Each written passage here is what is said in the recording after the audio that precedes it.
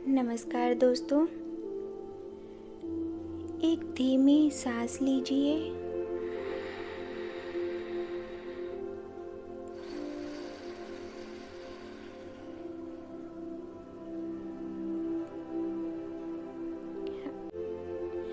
और अपने मन के शोर को थोड़ी देर के लिए किनारे रख दीजिए और कल्पना कीजिए एक ऐसी खोई हुई सभ्यता की जो मिट्टी के नीचे दबी तो है, लेकिन शायद आज भी धीरे धीरे धड़क रही है। दोस्तों, बहुत साल पहले की बात है। सिंधु नदी के किनारे बसे एक छोटे से गांव में आरव नाम का एक युवा वैज्ञानिक आया था। वह उन लोगों में से था जो सिर्फ चीज़ों को देखते नहीं बल्कि उनके पीछे छिपी खामोशी को भी सुनते थे। आरव बचपन से ही एक सवाल से परेशान रहता था। इतनी महान सभ्यताएं अचानक गायब कैसे हो गई? किताबों में उसने पढ़ा था कि मोहेंजोदाड़ो कभी दुनिया की सबसे व्यवस्थित शहरों में से एक था। सीधी सड़कें, साफ नालियाँ, पक्की ईंटें और एक ऐसा जीवन जहाँ लोग प्रकृति के साथ तालमेल बनाकर जीते थे। लेकिन फिर एक दिन सब खत्म हो गया। न युद्ध के स्पष्ट निशान, न कोई अंतिम संदेश, बस खामोश ईंटें। लोग कहते थे इतिहास मिट चुका है, लेकिन आरव को हमेशा लगता था इतिहास कभी पूरी तरह नहीं मिटता, वह बस अपनी आवाज़ बदल लेता है। उस शाम आसमान में हल्के बादल थे, रेत में ठंडी हवा बह रही थी। आरव अपने साथ कुछ अजीब मशीनें लेकर आया था, गहरे कंपन सुनने वाले सेंसर। गांव वाले उसे हैरानी से देख रहे थे। एक बूढ़े व्यक्ति ने पूछा, बेटा, तुम मिट्टी के नीचे क्या ढूंढ रहे हो? आरव मुस्कुराया, शायद कोई भूली हुई धड़कन। बूढ़ा हल्का सा हंसा, अगर सच में सुन पाओ तो हमें भी बताना, क्योंकि कुछ चीज़ें मिट्टी में दबती नहीं, बस सो जाती हैं। रात गहरी होने लगी। टीम ने सेंसर मिट्टी के अंदर उतार दिए। सब लोग स्क्रीन पर नज़र गड़ाए बैठे थे। शुरुआत में सिर्फ हल्की सरसराहट सुनाई दी, जैसे दूर कहीं हवा चल रही हो। फिर अचानक धुम धुम धुम, एक बेहद धीमी भारी कंपन, इतनी भारी कि कानों से नहीं सीने से महसूस हो। टीम चौंक गई। यह क्या था? किसी ने फुसफुसाकर कहा। आरव ने रिकॉर्डिंग दोबारा चलाई। धुम धुम धुम। वह आवाज़ अनियमित नहीं थी, उसमें एक लय थी, जैसे कोई प्राचीन ताल। अगले कई दिनों तक शोध चलता रहा। उन्होंने सोचा शायद यह भूकंप से जुड़ी कोई सामान्य गतिविधि होगी, लेकिन अजीब बात यह थी कि वह कंपन सिर्फ कुछ खास जगहों पर ही सुनाई दे रही थी, पुरानी ईंटों के बीच। और जब वे अलग अलग सुरों में ध्वनि चलाते तो कुछ ईंटें जवाब में कंपन करने लगती, जैसे शहर अब भी सुन रहा हो। एक रात आरव अकेला बैठा रिकॉर्डिंग सुन रहा था। उसकी आंखों के नीचे थकान थी। कई महीनों से वह ठीक से सोया नहीं था। उसके अपने जीवन में भी बहुत शोर था। अधूरे सपने, टूटे रिश्ते, अपनों की उम्मीदें और भीतर छिपा वह डर कि शायद वह कभी पर्याप्त नहीं बन पाएगा। वह अक्सर लोगों के बीच रहकर भी अकेला महसूस करता था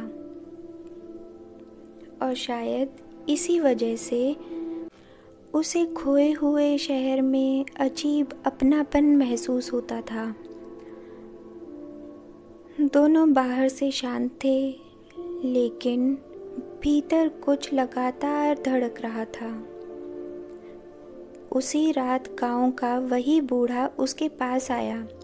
उसने पूछा, कुछ मिला क्या? आरव ने धीमी आवाज़ से कहा, मुझे लगता है यह शहर कोई संदेश छोड़ गया है। बूढ़ा मुस्कुराया। और क्या कहता है वह संदेश? आरव कुछ देर चुप रहा, फिर बोला, शायद कि चीज़ें ख़त्म होने के बाद भी पूरी तरह ख़त्म नहीं होती। बूढ़े ने आसमान की ओर देखा। जानते हो बेटा, हम इंसान भी शहरों जैसे होते हैं। ऊपर से टूट जाते हैं, लेकिन भीतर कहीं एक लय बची रहती है। अगले दिन उन्होंने और गहराई में खुदाई की। वहाँ कुछ और विशाल कक्ष मिले, गोल आकार के। दीवारों की बनावट ऐसी थी कि हल्की सी आवाज़ भी कई गुना गूंजती थी। एक वैज्ञानिक ने कहा, यह तो किसी प्राचीन ध्वनि कक्ष जैसा लगता है। आरव के मन में अचानक एक विचार आया। क्या होगा अगर यह शहर सिर्फ रहने के लिए नहीं, महसूस करने के लिए बनाया गया हो? उन्होंने परीक्षण शुरू किया। जब धीमी ताल बजाई जाती तो पूरा कक्ष हल्की सी कंपन करता था। और आश्चर्य की बात यह थी कि जो लोग उस कंपन के बीच बैठते, उनकी सांसें धीरे होने लगती, दिल की धड़कन शांत होने लगती, जैसे शरीर किसी पुरानी लय को पहचान रहा हो।